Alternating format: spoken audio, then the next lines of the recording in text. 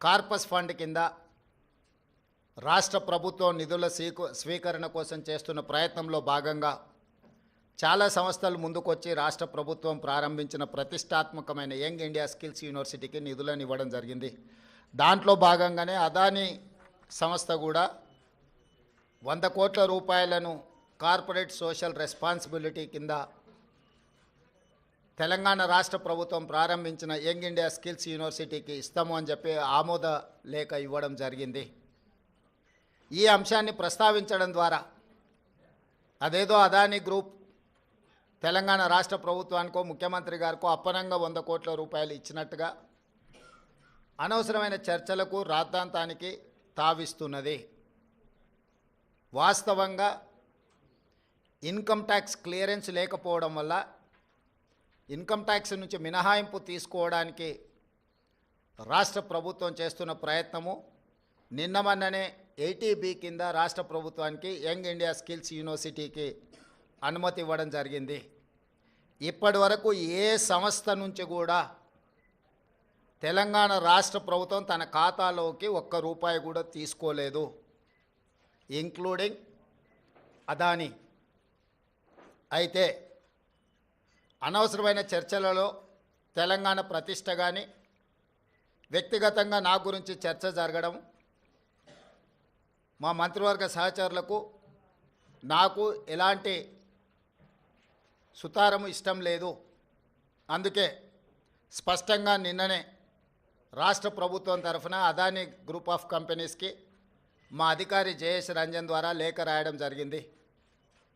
జరుగుతున్న వివాదాలు, ఆరోపణలు, రకరకాల పరిస్థితుల వల్ల తెలంగాణ రాష్ట్ర ప్రభుత్వం మీరు ముందుకు వచ్చి ఉదారంగా తెలంగాణ యంగ్ ఇండియా స్కిల్స్ యూనివర్సిటీకి ఇస్తాన్న 100 కోట్ల రూపాయలను తెలంగాణ రాష్ట్ర ప్రభుత్వము స్వీకరించడానికి సిద్ధంగా లేదు.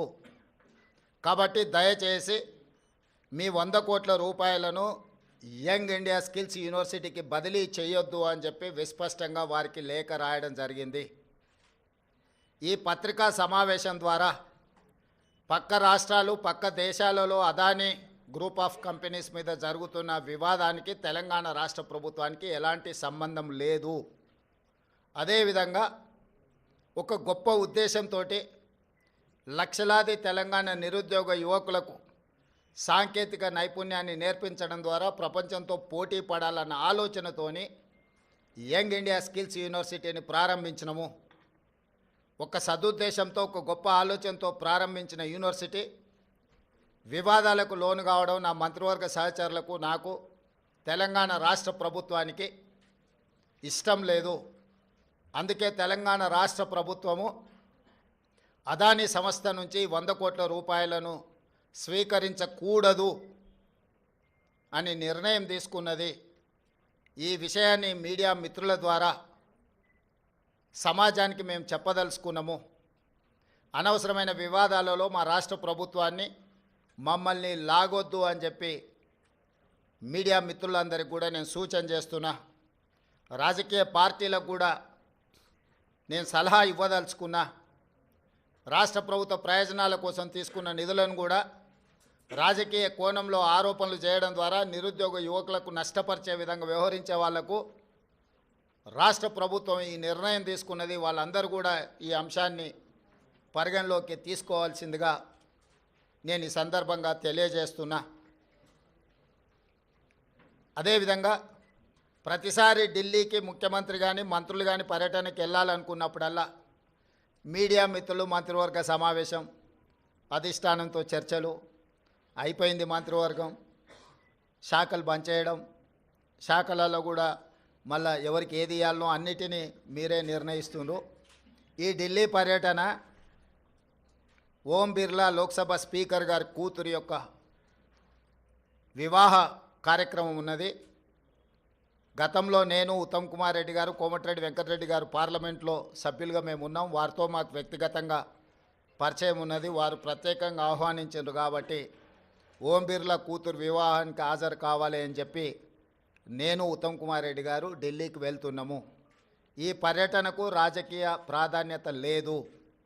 ఈరోజు సాయంత్రం వివాహ కార్యక్రమంలో పాల్గొని రేపు తెలంగాణకు సంబంధించిన లోక్సభ రాజ్యసభ సభ్యులతో ఒక సమావేశాన్ని ఏర్పాటు చేసి రాష్ట్ర ప్రభుత్వానికి రావాల్సిన నిధులు, ఇవ్వవలసిన అనుమతుల మీద కేంద్ర ప్రభుత్వంలో మంత్రులను ప్రధానమంత్రితో సహా లోక్సభలో ప్రస్తావించడానికి అవసరమైన విషయాలను వాళ్ళతో చర్చించి వాళ్ళకు కొన్ని సూచనలు చేసి దానికి సంబంధించిన లేఖలు మా పార్లమెంట్ సభ్యులందరికీ కూడా ఇచ్చి పార్లమెంట్లో ప్రస్తావించడానికి అవసరమైన సమాచారాన్ని వాళ్ళకి ఇవ్వడం ద్వారా తెలంగాణ రాష్ట్ర ప్రజల యొక్క ప్రయోజనాలను, రాష్ట్రానికి రావాల్సిన నిధులను, అనుమతులను రాబట్టుకోవడానికి ఒక కార్యాచరణ రేపు నిర్ణయించుకుంటాము.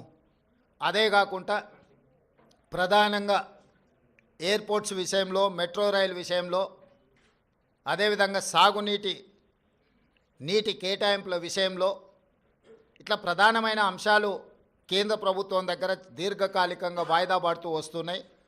రేపు ఎవరైనా మంత్రులు అందుబాటులో ఉంటే అది డిఫెన్స్ కావచ్చు, అర్బన్ డెవలప్మెంట్ కావచ్చు, జలశక్తి కావచ్చు, ఎయిర్పోర్ట్ అథారిటీ రిలేటెడ్ ఇష్యూస్ కావచ్చు, మంత్రులు ఎవరైనా ఉంటే రేపు అపాయింట్మెంట్స్ ఒకవేళ దొరికితే అందుబాటులో ఉన్న ఎంపీలు, అందుబాటులో ఉన్న మంత్రులము ఆయా కేంద్ర మంత్రులను కలిసి రాష్ట్రానికి రావాల్సిన నిధులను, అనుమతులను రాబట్టుకోవడానికి ప్రయత్నం చేస్తాము. ఈ ఢిల్లీ పర్యటన ఇంతే. కొంతమంది హరాజ్ పాట పాడినట్టు 26సారి, 27సారి, 28సారి అని ఇట్లా హరాజ్ పాటలు పాడుతున్నారు. వాళ్ళలాగా పైరవీల కోసమో కాళ్ళు పట్టుకోవడానికో కేసు